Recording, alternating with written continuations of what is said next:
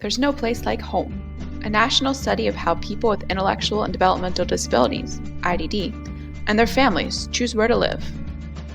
We conducted research with 726 people with IDD and family members of people with IDD from across the United States. We wanted to learn more about how people make decisions about where people with IDD will live and what they like about where they live. This video provides a summary of our findings. Common reasons people with IDD move from their family homes or across homes included a need for more support, family members having difficulty providing support, wanting more independence, emergencies such as health and safety concerns, and planning ahead for when people with IDD's parents are no longer around. People said it was very hard to find information, and the process was very confusing. Some of the ways people found information included by researching online, through people they knew, such as other parents, from case managers, from social media, from state developmental disabilities departments, housing services, social services, or centers for independent living, and from disability fairs, workshops, and conferences. People often found themselves with limited options to choose from. For example, only about half, or 55%, of the people in our study said they were able to choose where to live, who to live with, and what neighborhood to live in. People who lived in host homes, their own home or apartment, and homes of family members were most likely to say that they had these choices. People with higher support needs and people with IDD and mental health disabilities said there were very few community-based housing options to choose from and were sometimes forced to turn to institutional settings instead. Most of the time, family members made the decision regarding where people with IDD would live. While sometimes people with IDD were included in the decision, most of the time they were not, although they wished they were. We asked people how happy they were with where they lived. Most people were happy, but some people were not happy. Some of the things that made people more satisfied or happy included safety, cost and accessibility, access to the community including transportation, meaningful things to do during the day, person-centered services and supports, opportunities to make friends and romantic partners, good support staff who stick around, opportunities to learn new skills and grow independence, being close to family members, the ability to have pets, and basic amenities such as laundry.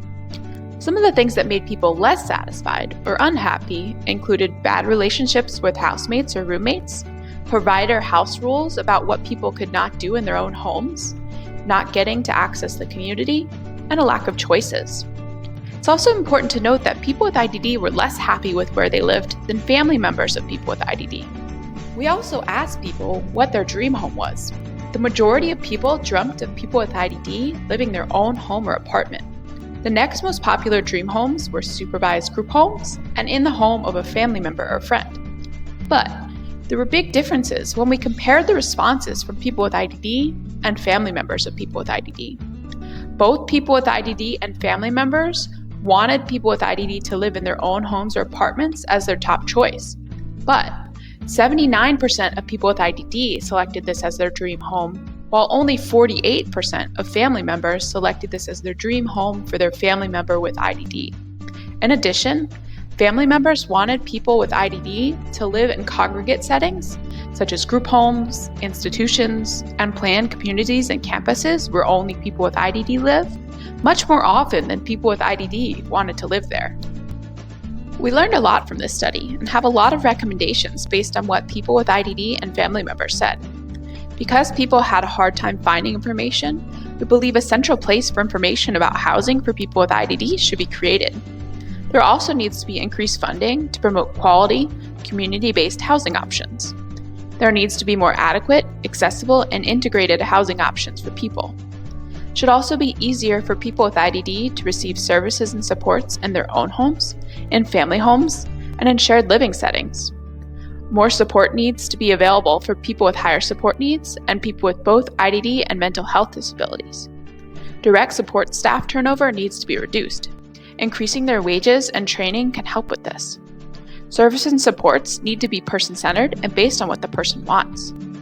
We need to empower people with IDD to exercise their rights and work with people with IDD to stop any rights violations that are occurring. Finally, but most importantly, people with IDD must be included when it comes to decisions that impact their lives. People with IDD cherish what little time they have in and with the community and want more opportunities to integrate into their communities. People with IDD want to contribute to the choices that impact their lives, such as where they live, who they live with, and how they spend their time. People with IDD want opportunities to learn new skills and interact with friends and romantic partners. In essence, people with IDD want full lives and for people to treat them with dignity and respect. While more people with IDD are living in the community than ever before, more work is necessary to ensure all people have options, choices, and opportunities. After all, there's no place like home. This project was a collaboration between ARC of the United States and CQL, the Council on Quality and Leadership. This resource was made possible by funding from the ARC of the United States.